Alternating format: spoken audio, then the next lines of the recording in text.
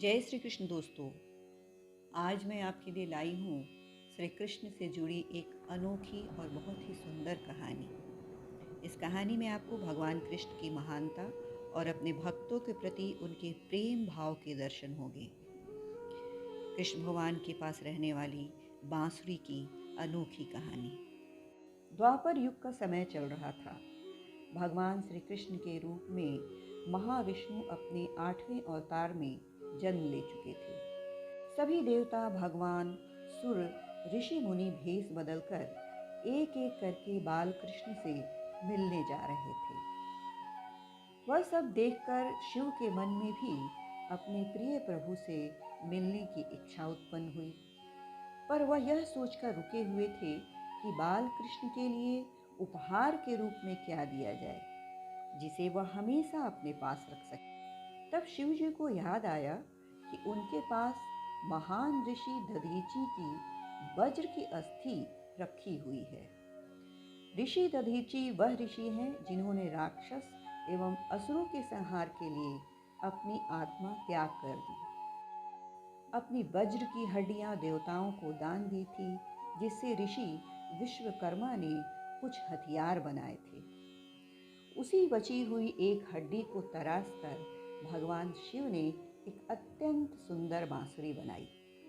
फिर जब वह बालक भगवान कृष्ण से मिले तब उन्होंने वही बांसुरी उन्हें भेंट कर दी। वो सुंदर भेंट कृष्ण भगवान को बहुत पसंद आई। शिव और कृष्ण भगवान के बीच स्नेह देखकर उसी दिन देवताओं ने भगवान कृष्ण को बांसुरी वाला इस नाम से गौरवान्वित किया।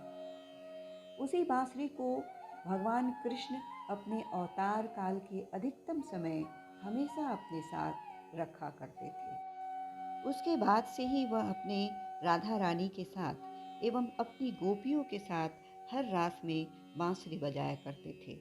जब भी वे गैया चराने जाते तब सारे सखा और सखियां कृष्ण के साथ उनकी बांसुरी की मधुर वाणी का आनंद उठाते और बांसुरी की मधुर धुन में लीन हो जाते।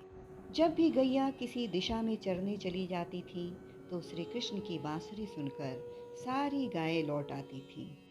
जब भी राधा रानी उनसे रुष्ट हो जाती थी तब श्री कृष्ण अपनी बांसुरी की सहायता से उनको मोहित कर लेते थे और ऐसी ही दोनों की नाराजगी दूर हो जाती थी।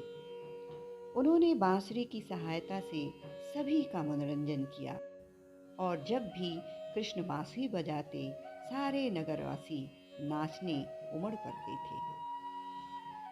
बांसुरी के संबंध में एक और धार्मिक मान्यता है कि जब बांसुरी को हाथ से लेकर हिलाया जाता है तो बुरी शक्तियाँ और आत्माएं दूर हो जाती हैं और जब इसे बजाया जाता है तो घरों में शुभ चुंबकीय प्रवाह का प्रवेश हो जाता है।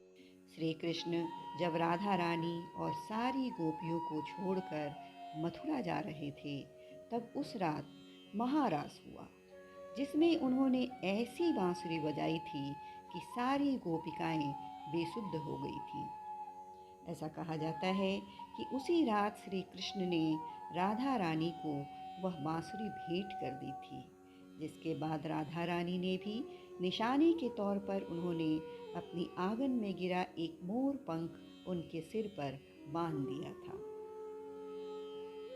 यह भी कहा जाता है कि आखिरी समय में भगवान श्री कृष्ण राधा रानी के सामने आ गए और उन्होंने राधा से कहा कि वे उनसे कुछ मांग ले, लेकिन राधा ने मना कर दिया और मांगने से इनकार कर दिया।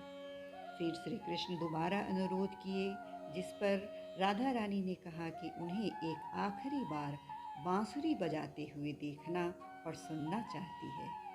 यह सुनते ही कृष्ण ने अपनी बांसुरी ली और बेहद सुरीली धुन में बजाने लगे। श्री कृष्ण ने दिन रात बांसुरी बजाई।